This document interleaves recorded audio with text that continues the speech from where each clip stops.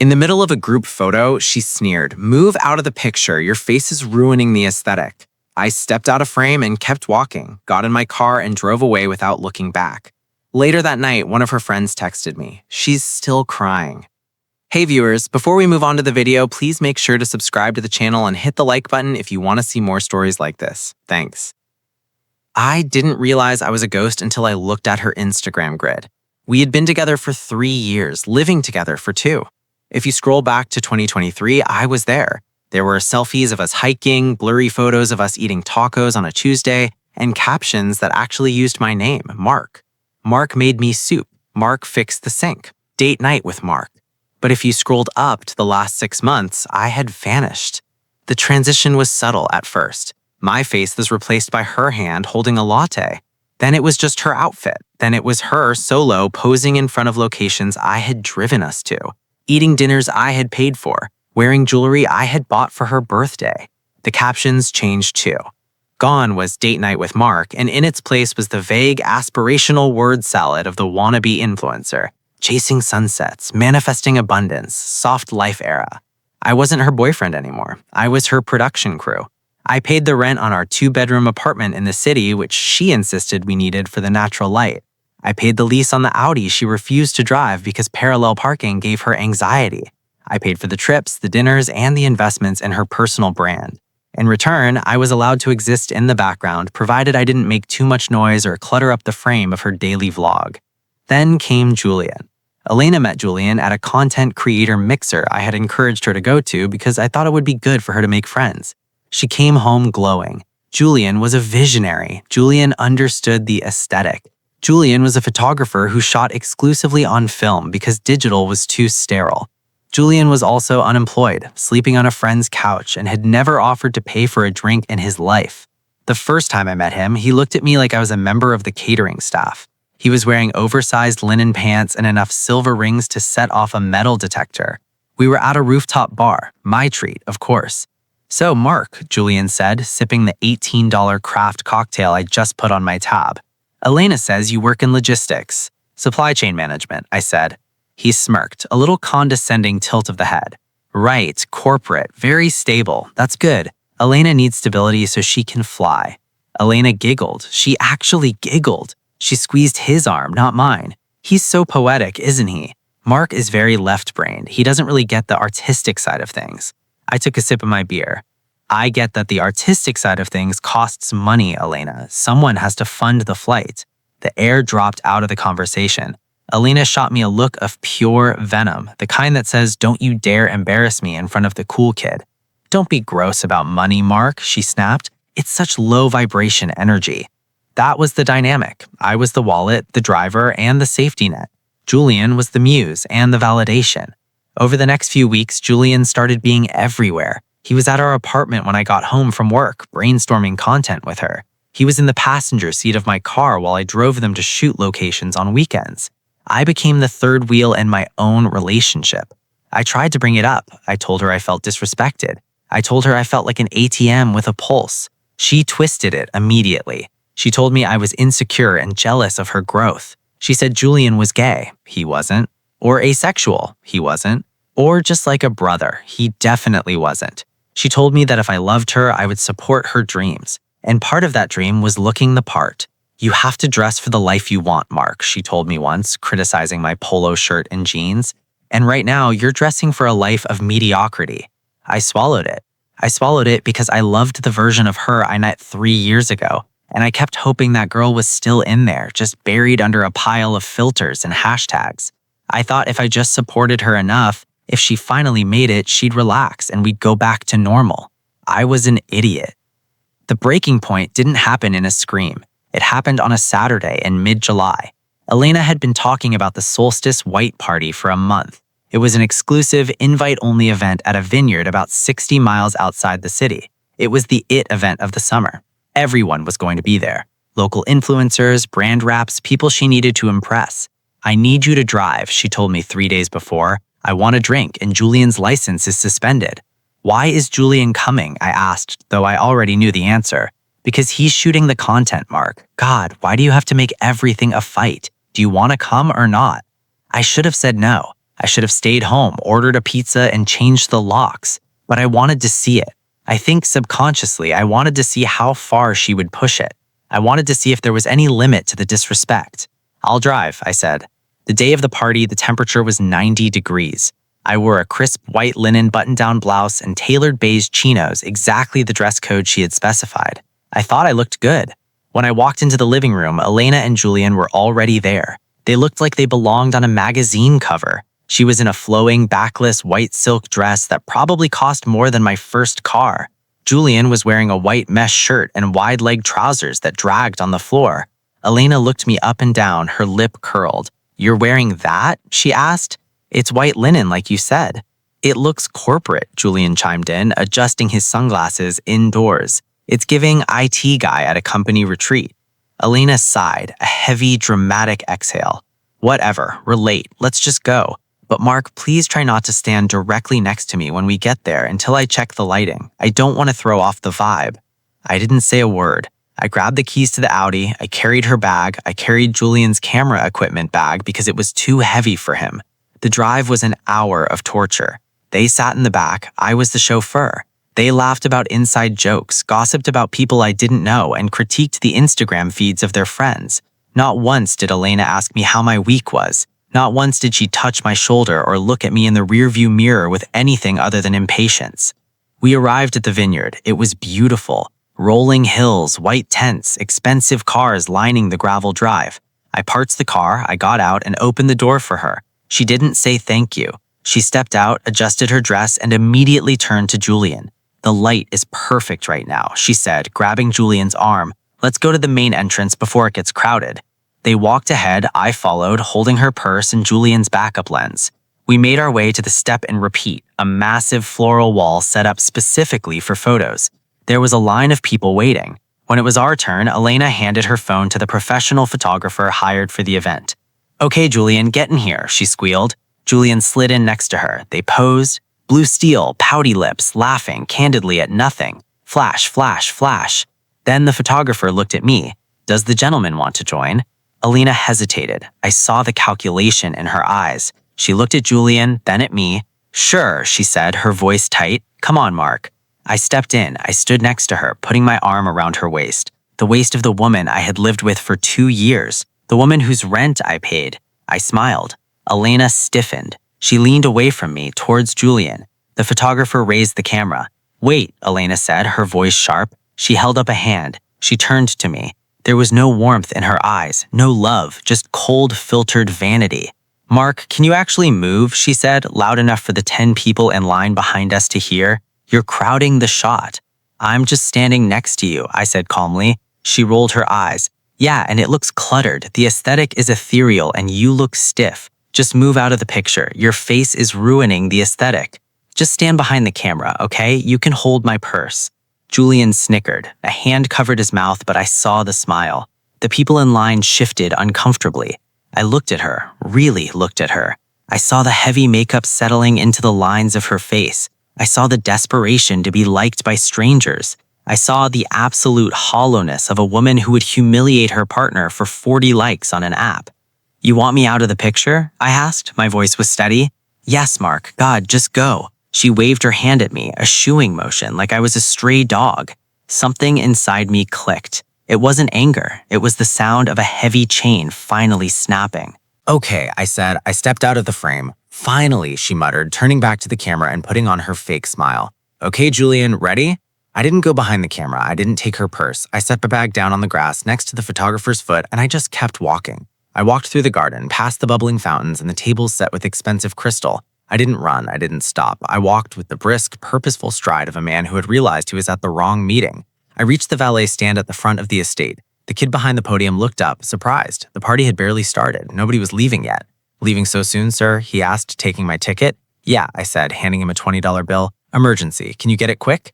He jogged off. I stood there checking my pockets. Wallet, phone, keys to the apartment. I had everything that mattered. 2 minutes later, my Audi pulled up. I slid into the driver's seat. The leather was still warm. I adjusted the mirror. In the reflection, I could see the distant white tents of the party. I imagined Elena still standing there, smiling for the camera, tilting her chin down, unaware that her ride home and her bankroll was currently putting the car in drive. I pulled out onto the main road. The moment the tires hit the asphalt, I waited for the wave of sadness. I waited for the heartbreak. I waited for the panic of, oh my God, I just left my girlfriend at a winery. But it didn't come. Instead, I felt a physical sensation in my chest that I hadn't felt in 2 years. It was like a heavy, wet wool coat had been lifted off my shoulders. I took a deep breath. The air conditioning blasted cold, clean air into my face. I turned on the radio, not the top 40 pop station Elena insisted on listening to because it keeps the energy up. I put on a podcast about economics. It was dry, boring, and absolutely silent about vibes. It was paradise. I was 40 minutes into the drive, cruising down the highway when my phone buzzed against the center console. Then it buzzed again, then a third time. I glanced at the screen. 3 missed calls. Elena. 1 text message. Elena. I didn't answer. I didn't even unlock the phone. I knew exactly what was happening. The photo shoot was over. They had moved to the bar. She had reached for her clutch to buy a round of drinks for her new friends. Or maybe she had just realized I wasn't holding her purse anymore. I kept driving. 10 minutes later, the texts escalated.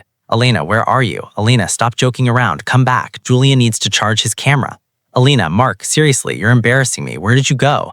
I pulled into a rest stop about 10 miles from the city limits. I needed gas and I needed to handle the logistics. I parked the car and finally picked up the phone. There were now 12 texts. The tone had shifted from annoyance to panic. Then came the text from Qley. Qley was Elena's bestie of the month. She was the one who enabled everything, always whispering in Elena's ear that she deserved more, that she was a star. Qley, where the hell are you? Elena is crying. You ruined the whole vibe. Come back and pick us up right now. I stared at the words. Elena is crying. A week ago, that sentence would have made me turn the car around. I would have apologized. I would have begged for forgiveness. I would have driven back at 90 miles per hour to dry her tears. But today, I read it like a supply chain report. Why is she crying? She wasn't crying because she missed me. She had just told me my face ruined her aesthetic. She wasn't crying because she was worried about my safety. She hadn't called to ask if I crashed. She was crying because she was 60 miles away from home in a remote vineyard. Uber surged to about $180 for that distance on a Saturday night. She didn't have a car, Julian didn't drive, and most importantly, I realized with a dark, grim satisfaction, she didn't have any money.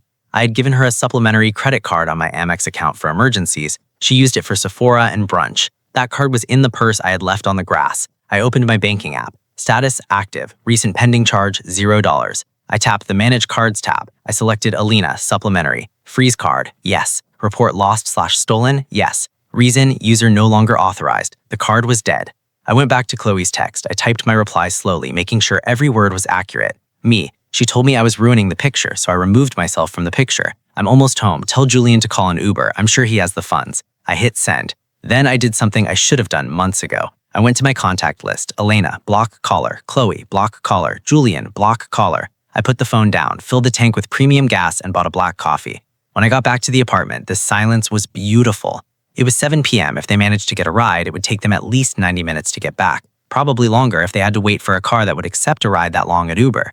I didn't sit down. I went straight to the closet. I didn't burn her clothes. I didn't cut them up. That's dramatic, and I was done with drama. I grabbed 3 boxes of heavy-duty trash bags from under the sink.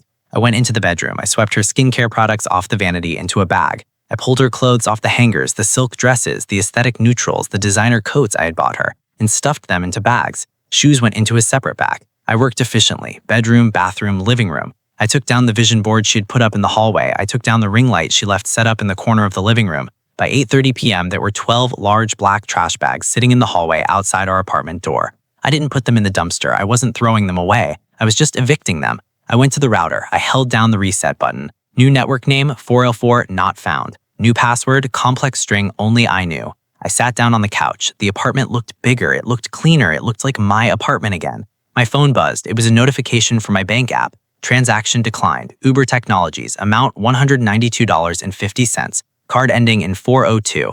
I smiled. Transaction declined. Uber Technologies. Amount $192.50. Card ending in 402. She was trying. She was desperate. Then a frantic notification from Venmo. Request. Elena requests $200. Memo. Mark, please, my card isn't working. We're stranded. Stop being a psycho. I declined the request. I walked to the front door and engaged the deadbolt. Then I engaged the heavy security chain I had installed when we moved in, the one she hated because it was ugly. I went to the kitchen, made a sandwich, and opened a beer. At 10:45 p.m., I heard the elevator ding. I heard footsteps, heavy, angry footsteps, and then the sound of someone tripping over a plastic bag. What the F? Julian's voice, then Elena's voice. My clothes, is this my stuff? Mark. She pounded on the door. Mark, open this door right now. This isn't funny. I didn't move. I sat on the couch watching the TV.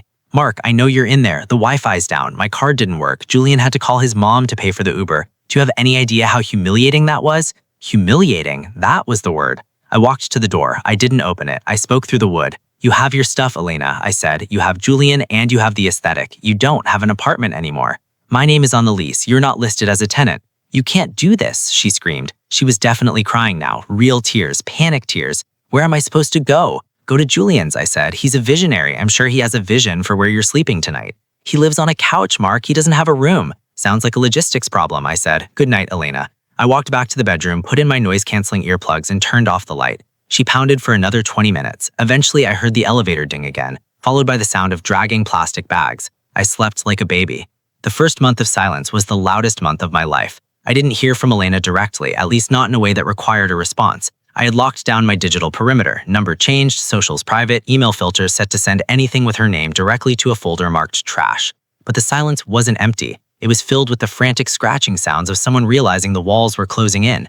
It started with the flying monkeys, mutual friends, mostly hers, some who I thought were mine, reaching out to check in. Hey Mark, just heard what happened. That's crazy. Elena is really hurting, man. She's staying at a motel. Do you think maybe you guys could talk? Block. Mark, you can't just ghost someone you lived with. She needs her birth certificate. She had her birth certificate. I put it in the box labeled important, which was the first bag I put in the hallway. Block. Mark, Julian is being really weird with her. I'm worried. Call me. That one gave me pause, but I remembered the smirk on Julian's face when I was told to move out of the frame. I remembered Elena's dismissal. Not my circus, not my monkeys. Block. Once the noise stopped, the clarity set in. And the first place I saw that clarity was, ironically, my bank account. I had always known Elena was expensive. I hadn't realized she was a financial hemorrhage. 30 days after the breakup, I sat down to do my monthly budget. I stared at the spreadsheet. Without her supplementary expenses, the daily $18 salads, the aesthetic coffees, the Sephora hauls, the investment pieces for her wardrobe, the weekend trips for content, my savings rate hadn't just doubled, it had quadrupled. I wasn't just breaking even anymore.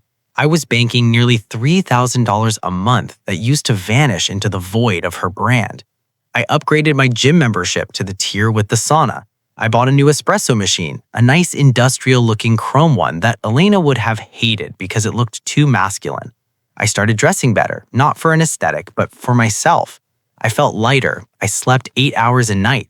The low-level anxiety that used to hum in the back of my skull, the fear that I was boring, that I wasn't enough, that I was holding her back, evaporated. I wasn't holding her back. I was holding her up. And now that I had let go, gravity was doing its job.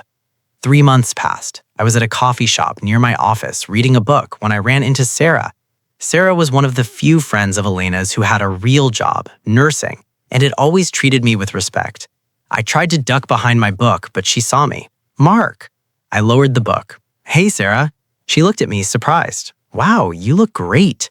I feel great. How are you? She hesitated, shifting her weight. I'm good. Busy. She paused, then lowered her voice. I'm not going to give you a speech, Mark. I know you blocked everyone. I get it. Honestly, I would have done the same thing. I nodded, appreciating the lack of guilt tripping. Thanks, but you should know, she said, biting her lip. Karma is real, and it came fast. I took a sip of my coffee. Oh, Julian, she said, the name dripping with disdain. He's a nightmare. They moved into a studio apartment in the garment district because it was all they could afford. It has no windows, Mark. It's a basement unit. I fought the urge to smile. No natural light, Elena's kryptonite, and the aesthetic. I asked. Sarah snorted. Dead. Julian convinced her that her old brand was too commercial. He's trying to rebrand her as some sort of gritty avant-garde artist. He makes her wear oversized thrifted clothes that smell like mothballs. He manages her account now. He posts these blurry black and white photos of like cigarette butts and crocked pavement. Let me guess, I said. Her followers hate it. She lost 10,000 followers in 2 months, Sarah said. The brand's dropped her. She's not an influencer anymore, Mark. She's Julian's assistant. She's working double shifts at a diner to pay for his film developing costs because he refuses to get a capitalist slave job. I looked out the window at the sunny street. I thought about the girl who sneered at me for ruining a photo. I thought about the entitlement. She cries a lot, Sarah added quietly. She told me she didn't realize how much you did until the electricity got cut off last week. She didn't miss me, I said firmly. She missed the electricity. Sarah looked at me for a long moment, then nodded. Yeah, you're probably right. I walked away from that conversation feeling bulletproof. I continued to thrive. I got a promotion at work, senior logistics manager. It came with a raise and a transfer to the downtown branch. I started looking for a condo, a place I owned. No renting, no roommates. I was viewing a unit, a sleek, modern loft with floor-to-ceiling windows overlooking the skyline, when my phone buzzed in my pocket. It wasn't a text, it was a voicemail from a blocked number. I usually deleted them without listening, but something made me pause. I stood on the balcony of what was about to be my new home, looking out at the city lights, and I pressed play. "Mark, it's me. I know you blocked me. I'm calling from a payphone. Are those even a thing anymore?" God. A wet, jagged inhale. She was crying, but it wasn't the tantrum crying of the vineyard. It sounded exhausted, broken. "I made a mistake, a huge mistake. Julian he's crazy. Mark, he sold my camera. He sold the camera you bought me. He said we needed the money for art supplies, but I think I don't know." She sniffled. "I miss you. I miss us. I miss feeling safe. I'm at the Starbucks on 4th and Main. I don't have anywhere to go tonight. Please, just come talk to me. Just 5 minutes. I just need to see a friendly face. Please." The message ended. I looked at the phone. The Starbucks on 4th and Main was 3 blocks from where I was standing. I could walk there in 5 minutes. I could go save her. I could be the hero. I could swoop in, pay for a hotel, and listen to her apologize. I looked at the view of the city. I looked at the sold sign the realtor was holding in the other room. I wasn't the hero of her story anymore. I was the protagonist of mine. But I knew I had to end this. If I didn't, she would keep calling from payphones and borrowing phones until the end of time. I needed to close the loop. I needed to look her in the eye one last time, not to save her, but to make sure she understood that the door was welded shut. I walked back into the living room. "I'll take the condo," I told the realtor. "I can sign the papers tomorrow." "Great," she beamed. "Do you have any other appointments today?" "Just one," I said, checking my watch. "I have to go take out the trash." The Starbucks on 4th and Main was brightly lit, a fishbowl of fluorescent glare exposing everything inside. I saw her before I even opened the door. She was sitting at a small round table in the corner, staring into a cup of water. Not a latte, not a refresher, free tap water in a plastic cup. The visual shock hit me harder than I expected. The Elena I knew, the Elena of 3 months ago, would never have left the house without a full face of no makeup, hair blown out, and an outfit coordinated to look effortlessly chic. The woman in the corner looked like a rough draft. Her roots were grown out, a stark, dark band against the fading blonde. She was wearing an oversized, shapeless gray sweater that I recognized as one of mine. She must have dug out of the trash bags I left in the hallway. It was stained. Her nails, usually impeccable acrylic claws, were bare and bitten down. She looked tired, not sleepy girl aesthetic tired, real poverty-level exhaustion. I walked in. The bell above the door chimed. She looked up. When she saw me, her face crumbled. It was a mix of relief and shame that contorted her features into something painful to watch. "Mark," she breathed. She stood up, knocking the table with her hip. Water sloshed over the rim of the cup. She moved to hug me. I didn't step forward. I didn't open my arms. I stayed exactly where I was, just inside the door, creating a wall of invisible glass between us. She stopped, sensing the temperature drop. Her arms fell to her sides. "You came," she said, her voice crocking. "I didn't think you would." "I was in the neighborhood," I said. My voice was calm, conversational. "Closing on a condo." Her eyes widened. "A condo? You bought a place downtown. Floor-to-ceiling windows, great light." The irony landed. She flinched. "That sounds amazing. You always wanted that." "I did," I said. "So you called. You have 5 minutes." She swallowed hard, looking around to see if anyone was watching. "Mark, please, can we sit? People are staring." "Let them stare," I said. "I thought you liked an audience." She looked down at her scuffed boots. "Don't be cruel, please. I know I deserve it, but I'm drowning. Mark, Julian he's a monster. He gaslit me. He used me for the apartment, for the money. He even pawned my jewelry." "He sounds like a bad investment," I said. "He was a mistake." She stepped closer, her eyes desperate, searching mine for a flicker of the man who used to pay her rent. I was confused. I got caught up in the hype, but losing you, it woke me up. I miss us. I miss Sunday mornings. I miss you cooking. I miss having a partner who actually cares about me. She reached out and touched my arm. Her hand felt cold. I can fix this, she whispered. I've changed.